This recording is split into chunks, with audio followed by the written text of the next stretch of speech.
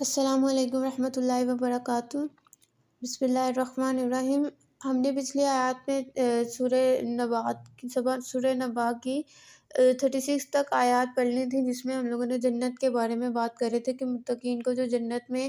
صلہ ملے گا وہ کیا ہوگا، اور اسی کو ہم آگے جاری بھی رکھتے ہیں۔ تو آیت ہے 37 کے رب السماوات والارض وما بینہما الرحمن لا یملکون منہ خطابا، اس رب کی طرف سے جو آسمان اور زمین اور ان کے درمیان کی ہر چیز کا رب ہے، بے حد رحم والا ہے، وہ اس سے کوئی بات کرنے کی قدرت نہیں رکھیں گے۔ اللہ تعالیٰ اتنا دے گا ہمیں انسان کو کہ ہم انسان جنت میں کہ ہم خود انسان کہیں گے کہ بس دیکھا جائے کہ دنیا میں اگر ہمیں کوئی چیز مل جاتی ہے تو ہمارا دل کہتا ہے کہ اس سے بڑھ کے اور ملے۔ اگر ہمارے پاس کوئی سائیکل ہے تو ہم کہیں گے بائک ملے تو کار ملے، تو انسان کی خواہشات بڑھتی ہیں۔ لیکن جنت میں یہ ہوگا کہ اتنا مل جائے گا کہ انسان کہے گا کہ بس، انسان خود کہے گا، جو انسان دنیا میں یہ کہتا ہے کہ ہمیں اس سے زیادہ ملے، وہ جنت میں کہے گا کہ بس۔ لیکن روز محشر ہم بھر جائے گا، سوچے گا کتنا ملے گا کہ ہم لوگ کہیں گے اللہ بس اتنا دینے والا ہے، اللہ جتنا چاہے اتنا دے گا، کوئی پوچھنے والا نہیں، اللہ ہر چیز پر قدرت رکھنے والا ہے، اس سے کوئی سوال نہیں کر سکتا۔ آگے فرمایا یوم یقوم الروح والملائکۃ صفا لا یتکلمون الا من اذن لہ الرحمن وقال صوابا، جس دن روح اور فرشتے سب بنا کر کھڑے ہوں گے، وہ کلام نہیں کریں گے مگر وہی جسے رحمان اجازت دے، اور وہ درست بات کہے گا۔ کہ اس میں یہ بتایا گیا ہے کہ آخرت کے دن یہ نہیں ہوگا کہ کوئی مجھے بچا لے گا، فلاں مجھے بچا لے گا، فلاں پیر مجھے بچا لے گا، فلاں بابا مجھے بچا لے گا، میری اولاد مجھے بچا لے گی، یہ وہ، یا میرا بھائی بہن ماں باپ کو، یہ نہیں ہوگا۔ ہر طرف نفسا نفسی ہوگی، ہر بندہ اپنی فکر کر رہا ہوگا اس وقت، اور کسی کو بولنے کی اجازت نہیں ہوگی۔ وہ اللہ وہ شخص بول سکتا ہے جس کو اللہ اجازت دے، ہر بندہ بیچ میں مداخلت نہیں کر سکتا، اور جب وہ بولے گا تو جھوٹی سفارش نہیں کر سکتا۔ بولنے کا مطلب یہ نہیں ہے کہ کچھ اگر اللہ کوئی سوال کو جواب دو، یہ نہیں۔ سفارش، اگر کسی کا نامہ اعمال ہو رہا ہے نا، تو اس کی سفارش کرنے کے لیے کہ اللہ تعالیٰ اس کی سفارش کریں گے، اس کو چھوڑ دو، یہ اگر کوئی نیک بندے کی سفارش ہو، یہ نہیں ہوگا۔ اور اللہ تعالیٰ سفارش کی اجازت جس کو دے گا صرف وہی بول سکتا ہے، اور جب وہ بولے گا تو جھوٹی سفارش نہیں کر سکتا، وہ سیدھی بات کرے گا۔ ہم نے خود کرنے ہیں نیکی، ہم نے خود کرنی ہے، مطلب کہ ہم نیکی خود کریں گے تو اس کا صلہ بھی تو ہمیں ہی ملے گا، نیکی سے اور کی نیکی کا صلہ ہمیں تو نہیں مل سکتا نا۔ تو دوسری طرف اس کا معنی یہ بھی دیکھا جائے تو روح سے مراد ہوتا ہے جبریل، حضرت جبرائیل علیہ السلام۔ مطلب کہ قرآن میں روح کو ایک اور جگہ بھی اس بارے میں اس کا اگر دیکھا جائے تو ایک آیت ہے نزل بہ روح الامین، اس امانت دار روح لے کر اتارا، اس قرآن کو امانت دار روح لے کر اتارا، مطلب کہ حضرت جبرائیل علیہ السلام نے قرآن کو زمین پر لے کر آئے امانت کے طور پر۔ تو قرآن میں روح جبرائیل کو بھی کہا گیا ہے، مطلب یہ کہ آخرت کے فیصلے کے دن حضرت آدم علیہ السلام سے لے کر حضرت عیسیٰ علیہ السلام تک، مطلب کہ حضرت محمد صلی اللہ علیہ وسلم کے ہم امتی بھی آئیں گے، اور حضرت عیسیٰ علیہ السلام جب قیامت آئے گی، جب حضرت عیسیٰ علیہ السلام آئیں گے تو ان تک سب انبیاء کے پاس جائیں گے کہ وہ سفارش کر دیں، لیکن کسی نبی کی طاقت نہ ہوگی کہ اللہ تعالیٰ سے بات کرنے کی، مطلب وہ چاہے جو بھی جتنے مرضی بڑے انبیاء ہوں یا جتنے مرضی بڑے نبی ہوں، ان کو اجازت نہیں ہوگی سفارش کرنے کی۔ آخرکار پھر ایک شخص کو اجازت ہوگی، اور وہ ہمارے حضرت محمد صلی اللہ علیہ وسلم، ان کو بات کرنے کا حکم ہوگا، اور آپ کی شفاعت سے سب لوگوں کا حساب شروع ہوگا، مطلب کہ آپ صلی اللہ علیہ وسلم کی شفاعت سے ہی آگے پھر حساب کتاب شروع ہو جائے گا۔ ذالک الیوم الحق فمن شاء اتخذ الی ربہ مآبا، یہی سچا دن ہے تو جو چاہے اللہ کی طرف اپنا راستہ لے لو۔ کہتے ہیں جیسے کرو گے ویسا بھرو گے، ہمارے پاس یہاں اب چوائس آ گئی ہے، اللہ تعالیٰ نے ہمیں ایک چوائس دے دی ہے کہ اگر چاہو تو اپنی اللہ کی طرف لوٹاؤ، نہیں تو اگر اس دنیا میں ہی تم لوگ اپنے آپ کو اتنا مگن کر لو گے اس دنیا کی رونقوں میں، گہما گہمی میں اپنے آپ کو کھو جاؤ گے اور اللہ تعالیٰ کو کھو دو گے، سب سے بڑا نقصان انسان کا، تو تمہاری چوائس ہے، پھر تمہیں اس کا صلہ ملے گا، جو تم دنیا میں کرو گے تمہیں اس کا صلہ ملے گا۔ اللہ تعالیٰ کی طرف آ جاؤ، لوٹ آؤ، جیسا تمہارا زندگی گزارنے کا طریقہ ہوگا ویسا حساب ہوگا، مطلب ہر چیز کا حساب ہوگا اور یہ دن آ کر ہی رہے گا۔ اب بھی اللہ تعالیٰ کی طرف آ جائیں، مرنے کے بعد موقع نہیں ہوگا۔ آگے فرمایا آخری آیات میں اِنَّا أَنذَرْنَاكُمْ عَذَابًا قَرِيبًا، یقیناً ہم نے تم کو آگاہ کر دیا کہ ایک ایسا عذاب بہت قریب ہے، یوم ینظر ما قدمت یداہ ویقول الکافر یا لیتنی کنت ترابا، یقیناً ہم نے تم کو آگاہ کر دیا ایک ایسے عذاب کا جو بہت قریب ہے، جس دن وہ شخص دیکھے گا جو اس کے ہاتھوں نے آگے بھیجا وہ دیکھے گا اور کافر کہے گا کہ میں مٹی، کاش میں مٹی ہوتا۔ کہ مطلب اگر وہ جب وہ دوزخ کا منظر دیکھ لے گا نا تو کافر جو ہوگا وہ کہے گا کہ کاش میں مٹی ہوتا۔ آپ صلی اللہ علیہ وسلم نے ایک حدیث میں فرمایا تھا کہ جہنم تم سے اتنی قریب ہے جیسے تمہارے جوتے سے تسمے، مطلب کہ جوتے اور تسمے کا کتنا فاصلہ ہے، تو جہنم بھی ہم سے اتنے ہی قریب ہے، اور جنت کا بھی یہی ہے کہ جنت بھی ہم سے اتنی قریب ہے۔ اس کا مطلب یہ ہوا کہ دنیا صرف ایک پانی کا بلبلا کہہ دو، وہ ہے 4 دن کی زندگی، یہ کہتے ہیں کہ 4 دن کی زندگی ہے، ایک چھوٹی سی زندگی، عارضی زندگی ہے، ٹیمپریری زندگی ہے۔ پرماننٹ زندگی، عارضی زندگی، مستقل زندگی صرف آخرت کی ہے، اور آخرت آ کر ہی رہے گی، اور اس کا فاصلہ صرف اتنا آپ صلی اللہ علیہ وسلم نے بتایا کہ جوتے اور تسمے کے جتنا۔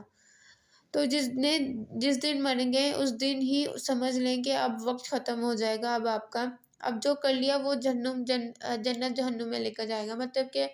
یہ صرف اتنا سا تھوڑا سا ٹائم ہے، تو 4 دن کی زندگی اگر تھوڑا سا ٹائم دیکھ لیں، صرف اسی میں ہمیں اللہ کی مرضی کی زندگی گزارنی ہے۔ آگے آخرت کی زندگی، قبر کی زندگی، ہر چیز اللہ کی، مطلب ہماری مرضی کی ہو جائے گی۔ صرف یہ دنیا کی صرف 40-80 سال،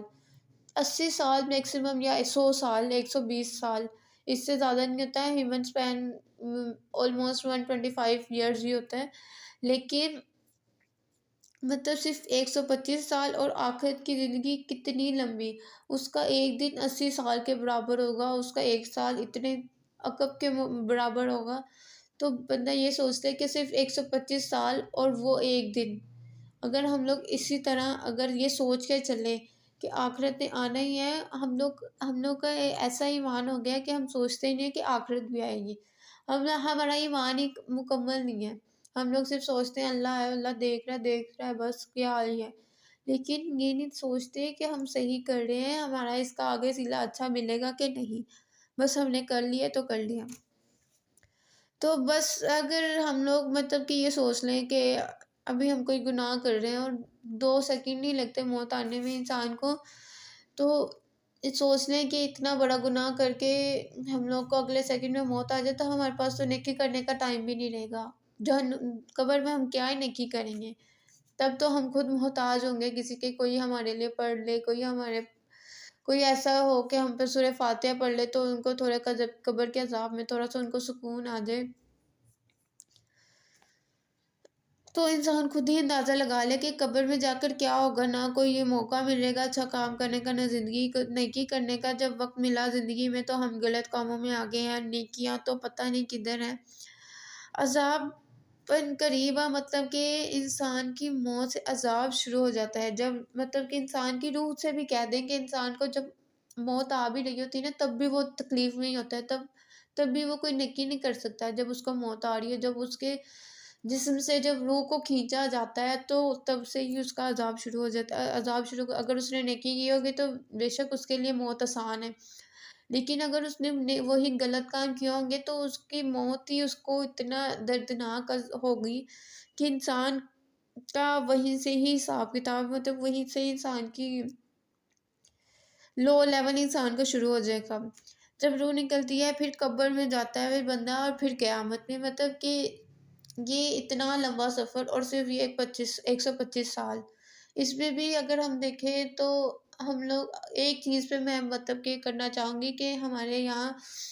شادیاں بہت ایسے کرتے ہیں کہ شادیوں میں دکھاوے، بھائی دیکھیں دکھاوے چلو چھوڑ دیں وہ الگ بات ہے، لیکن ہمارے اسلام میں شادی صرف نکاح ولیمہ بس، نہ مہندی مائیو نہ بارات بھی کوئی نہیں، نکاح ہی ہو تو رخصتی اور صرف ولیمہ۔ تو ہم لوگ تو اپنی شادی بھی اس طرح کرتے ہیں، تو میں ہے کہ انسان اپنی بیٹیوں کو جن کو اللہ تعالیٰ نے رحمت قرار دیا ہے، اور انسان کہتا بھی ہے کہ میری بیٹی ہے بھائی میری رحمت ہے، بڑے فخر سے بولتا ہے کہ میری رحمت ہے،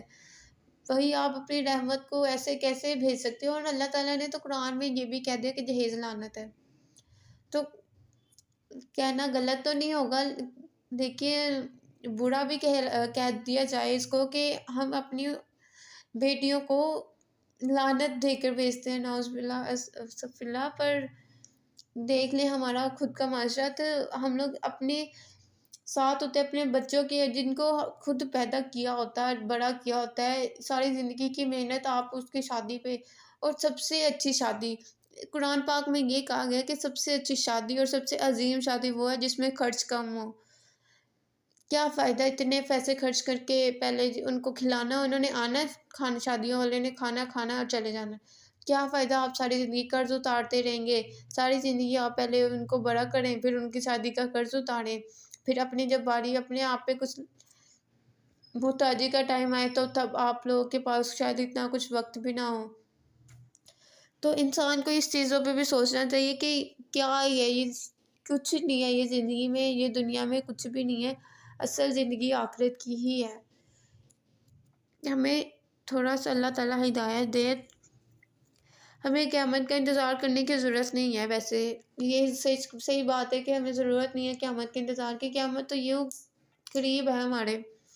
یہ زندگی بہت چھوٹی ہے اور موت کے آگے عذاب ہے، مطلب کہ موت شروع ہوگی تو بندے کا عذاب وہیں سے شروع ہو جائے گا۔ ایک امام صاحب کا قول ہے کہ اے ابن آدم تجھے کیا پتا کہ تیرے کفن کا کپڑا بازار میں پڑا ہے اور پھر بھی تو غافل گھوم رہا ہے، مطلب کہ سوچو کہ آپ کے جو کفن کا کپڑا جو خرید کر لائے گا آپ کے گھر میں سے کوئی بھی کسی دکان سے، تو کیا پتا کہ وہ کفن کا کپڑا اس جگہ آ گیا ہو، کیا پتا آپ کی موت قریب بھی ہو، لیکن آپ کیوں غافل ہیں؟ کیوں آپ اپنے آپ کو دنیاوی چیزوں میں اتنا مگن کر گئے ہیں کہ صرف آخرت، انسان کو میرے خیال سے صرف آخرت کا بھی خوف آ جائے نا تو اللہ کا خوف بھی آ جائے گا، فرشتوں پر ایمان بھی آ جائے گا، رسول پر ایمان بھی آ جائے گا، کتابوں پر بھی ایمان آ جائے گا۔ بس آخرت کے بارے میں صرف یہ سوچے کہ آخرت نے آنا ہی ہے اور ہمیں اچھے نیک اور اچھے اعمال کرنے ہی پڑیں گے، اور آخر میں انسان کیا کہے گا کہ اے کاش کہ میں مٹی ہوتا، مجھے کوئی اپنے پیروں تلے رون دیتا، یہ وہ، میں مظلوم ہوتا، یا میں کوئی ایسا ہوتا کہ میں ظالم نہ ہوتا، مظلوم ہوتا اور ایسی زندگی گزار لیتا، تو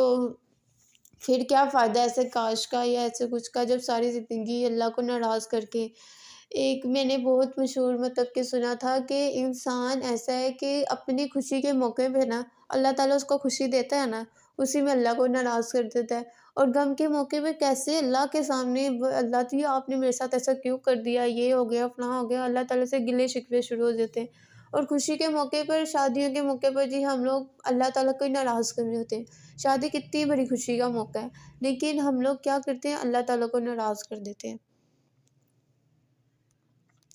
جزاک اللہ خیرہ، اپنا بہت سارا خیال رکھیے گا، اور کوئی بات اچھی لگی ہو تو فیڈ بیک ضرور دیجیے گا، ضرور بتائیے گا، اگر کوئی غلطی لگی ہو یا کوئی ایسی بات آپ لوگ ایڈ کروانا چاہتے ہو تو ضرور، ہم لوگ ہمیشہ اویلیبل ہیں آپ لوگوں کے لیے، ہم لوگ تو چاہتے ہیں کہ ہماری غلطیاں نکلیں، ہمیں پتہ چلے، تاکہ ہمیں یہ بھی پتہ چلے کہ آپ لوگ سنتے ہیں، ہمارا مین مقصد ہے کہ ہم آپ تک قرآن پاک کی یہ جو اصلی مقصد ہے نا قرآن پاک کا، کہ جو انسان کو سمجھانے کے لیے دیا گیا ہے، ہمارا مین مقصد ہے کہ ہم بس انسان کو وہ سکھا دیں، آپ لوگوں کو وہ سکھا دیں۔ یہ 40 بندوں کا گروپ بھی تھا، تو اس میں بھی اگر آپ لوگ تھوڑے سے بندے ریئیکٹ کرتے آئیں گے تو یہ تھوڑا سا ہرٹ بھی کرتا ہے کہ اتنی محنت بھی ہم لوگ کریں، تو اس طرح ہم لوگ بھی پھر تھوڑے سے نا ڈل سے ہو جاتے ہیں اور پھر اتنا ٹائم لگ جاتا ہے ویڈیوز آنے میں،